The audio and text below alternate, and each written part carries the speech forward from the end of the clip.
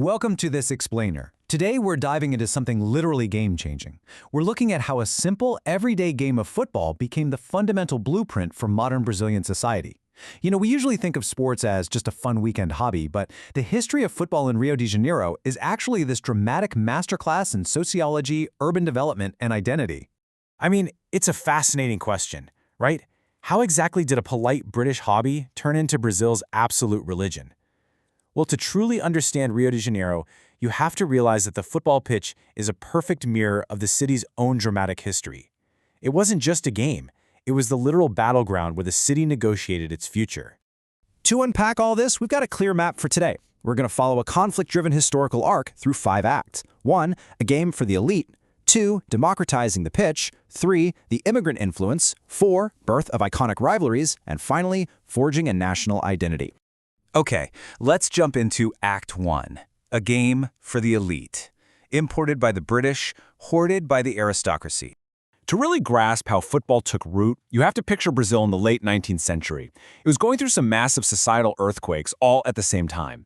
We're talking the abolition of slavery, the fall of the empire, the rise of the republic, and this rapid, kind of chaotic urbanization. Society was completely in flux. And right in the middle of that chaos, British expats, most famously a guy named Charles Miller, arrive with a rulebook and a couple of footballs. Now, the upper class at the time was desperately looking for some sense of structure, and they found it in this new sport, viewing it through the lens of social Darwinism. Basically, they believed that the physical fitness and strategic thinking you need on the pitch was literal proof of their own evolutionary superiority. It was just a really convenient way for wealthy families to project this image of European sophistication and, legitimize their spot at the top of the social ladder. For them, football meant order, discipline, and social refinement.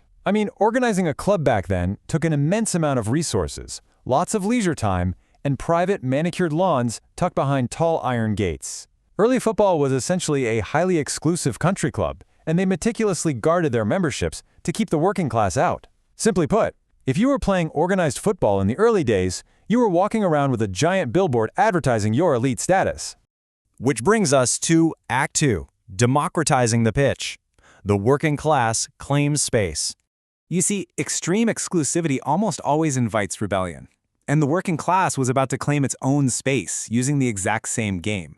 The contrast here is just striking. On one side, you have the elite with their private, pristine grounds trying to mimic Europe. But on the other side, newly freed individuals and the urban working class in these burgeoning favelas. They were playing on dusty vacant lots, on beaches, using completely makeshift equipment.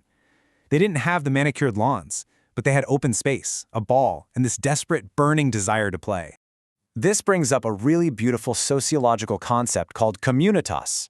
It's that intense, almost magical camaraderie and shared identity you get when you play or support a team together.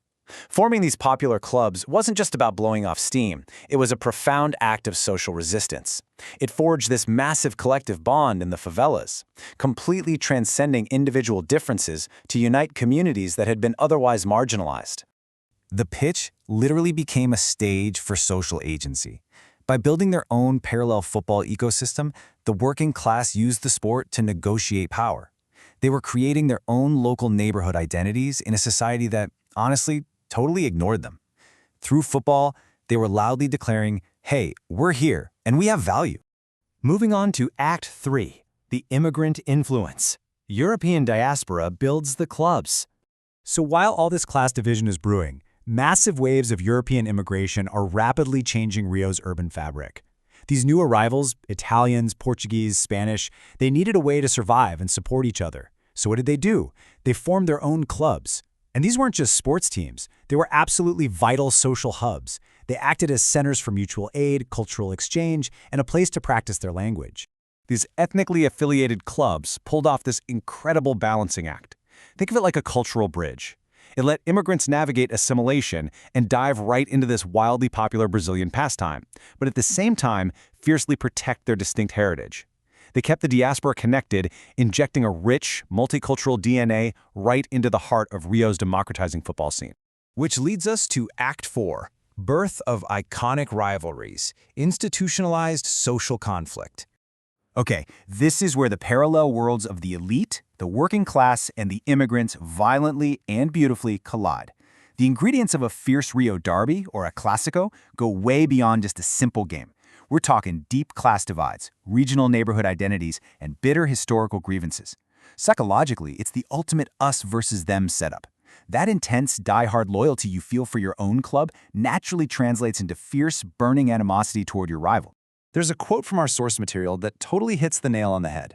It says, "Football rivalries can be understood as a form of institutionalized conflict, where social tensions and power struggles are channeled into a structured and ritualized competition."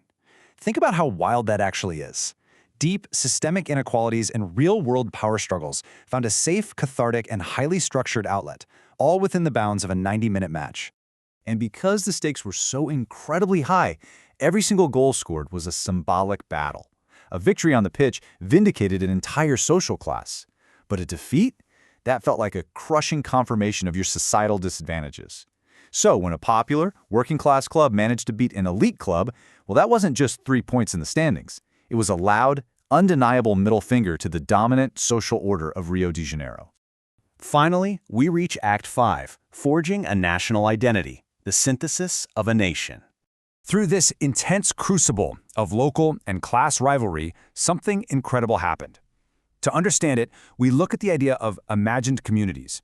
This is all about creating profound belonging among people who might never actually meet, but who are united by their allegiance to the shared symbols, rituals, and narratives of a club.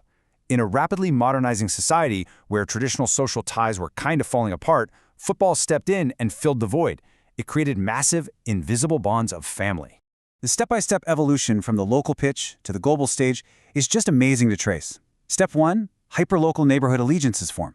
Step 2, those escalate into citywide class rivalries that institutionalize that social conflict.